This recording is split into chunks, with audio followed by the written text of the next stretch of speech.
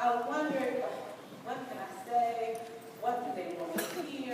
And I thought about it, and I thought about it, and then I thought about when I had been taking up skating. And in taking up skating, when I first started, failed, and it hurt real bad. But I wanted to continue skating because I had this vision, this dream of myself of being an excellent skater, of being able to do all the tricks and do all the things that people could do. But after I fell down, I was like, I can't let go. I got to hold a hand. I can't do this on my own. All I could see was me falling again. But when I think of steps of faith, that's being able to let go of that fear. It's being able to go beyond your fears. It's being able to go beyond what you can see and believing what you perceive in your head that you'll be able to do. Believing the word of God, believing the unseen. Faith is the substance of things hoped for, the evidence of things not seen. So I saw in my mind, well, I know I can get this. I know I can get this, but I fell down. So I said, well, maybe that's an example of faithless steps. So I looked at the scripture, and in 2 Kings 4:26, one now I prayed to meet her and said to her, it is well with thee. It is well with thy husband. It is well with the child. And her statement was, it is well. And you may say to yourself, well, what does that scripture have to do with faith? Well, let me tell you the story of the Shulamite woman.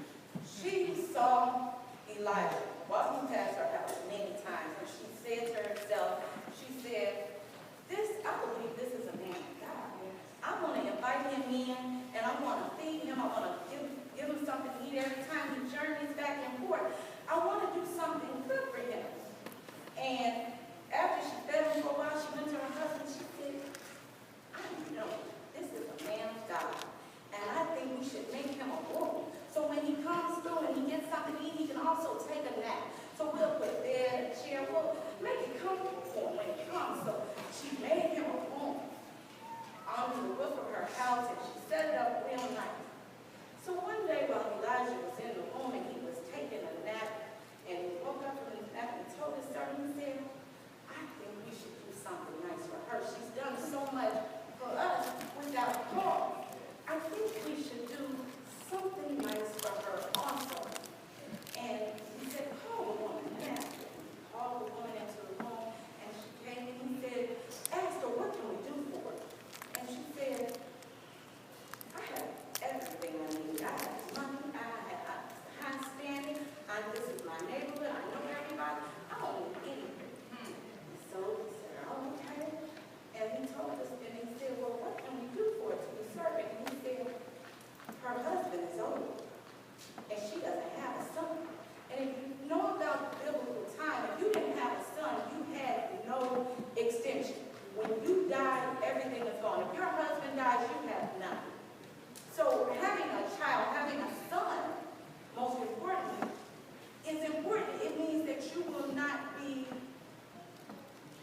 helpless later on. You will have hope. It'll give you a future.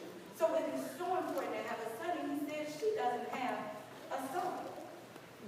So he called her back in the room and he said, you'll have a son by this time next year, according to the season. And she said, no, don't get my hopes up. Don't tell me this, because I don't want to hope. I don't want to dream for the impossible. I don't want to go beyond what I can have. How many times do you think when God gives you a promise, when God gives you a dream, when God tells you I'm going to take you from here to there, that you say, no, I don't want to believe that's true. I don't want to hope for that, because if I hope for that, then I'll be hurt if it doesn't happen. If I dream, if I think beyond what I can see, what if it doesn't come true? What if I don't get it? What if you say, no, I got my hopes up. I have learned to live without. I've learned to be without. And he said, you'll have a son, according to the season, by this time next year. And if you know about prophets during those times, a real prophet during those time, they were able to hear the voice of God clearly. And God would also do what the prophet said. So if the prophet said it, it would happen. And God would speak directly to the prophet. So when we think about the man of God, replace it with God. And think, when God tells you something, even though you don't believe it, say, okay. Okay. I'm going to hold to this. She had the son. Justice was promised. And time passed. And the son was out in the field working with his daddy.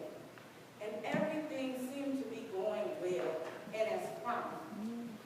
And the son told his father, my head, my head, my head. And the father told the servant, take him to his mother. And the mother held the baby on his lap till noon. And the baby died. The dream died. The promise died. The promise died. How many times does it feel like your promise died? You were given a promise and it died. You were told you were going to get this job and you got fired. You were told that you were going to be able to do this and you couldn't. The promise died. And she said, wait a minute. I told the man of God, I said, do not give me this. I'm okay with my life.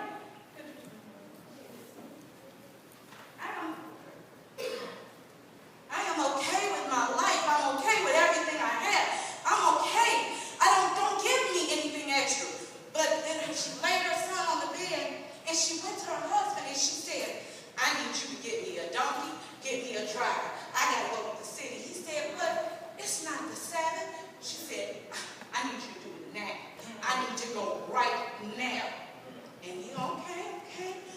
She went along her way and she ran to people and they said, hey, how you doing? Everything's fine. All is well. Everything's fine. All is well.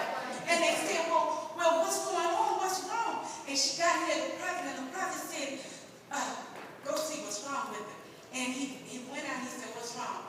How's your house? How's your husband? How's your child? She said, all is well. I need to see the man of God. I know you're his servant, but I'm going to see the man of God. I can't fool with nobody else. All is well. I need to see the man of God. And so she got traveled. She got to the man of God and she said, I told you, don't give me a promise if you weren't going to keep it. I told you I was okay. And you gave me a son that I didn't ask for. You gave me a gift I didn't even expect. And you gave me a promise that died. And he told his servant, he said, go take my staff and lay it on the boy. And the servant, yes, sir. And he took the staff and he laid it on the boy. And nothing happened. But in the meantime, the woman was still with the man of God. She said, I'm not going to leave you. I'm not going anywhere until my promise comes back to life. I don't care what it looks like. I will not go until my promise comes back. You gave me a promise. You said I would have a son, and I expect to have a son when I grow old. That was the promise you gave me, and I'm not going to leave your side until you bless me. And so the man of God said, well, okay, I'm going to go with you. He'll travel on back. And he went back. And he went in the room with the boy.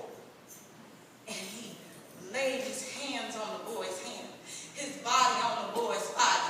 His mouth on the boy's mouth. His eyes on the boy's mouth. And he lay there and the boy got warm. And he got up and walked around.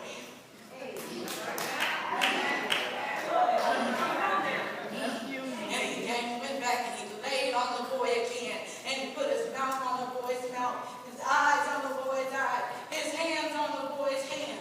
And the boy sneezed 7 times. And he said, go get the woman.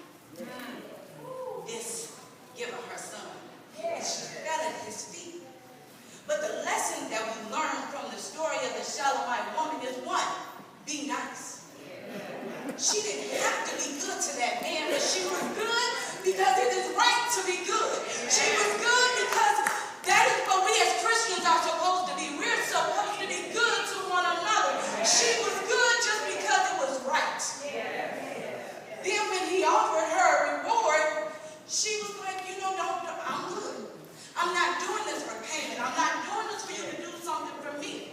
I'm doing it because I know that you're a man of God. And he blessed her. But what she did that we have to hold on to is she kept the faith. She said, God is not going to take me and not take me through it. He's not going to bring me to a place and not bring me out of it. He's not going to give me a promise and snatch it back. The difference between this woman and me in skating is she kept hold of the dream. She kept hold